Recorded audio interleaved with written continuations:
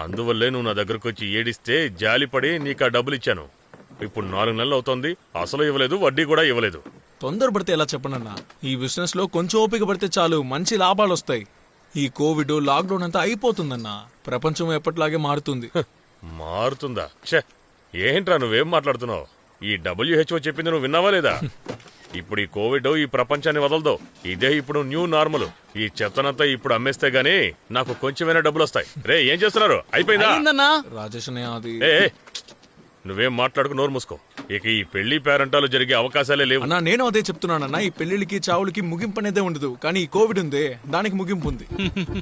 నువ్వే ఆలోచించన్నా, అన్సారీ కొట్టిని మూసేశారు, అజ్మీరా పందల్ వర్క్స్ దాన్ని మూసేశారు, సితారా షాప్ని కూడా మూసేస్తున్నారు. ఇప్పుడు మిగిలింది ఎవరు చెప్పండి? మన షాప్ మాత్రమే ఉంటుందన్నా. ఇప్పుడు ఆలోచించి చూడన్నా.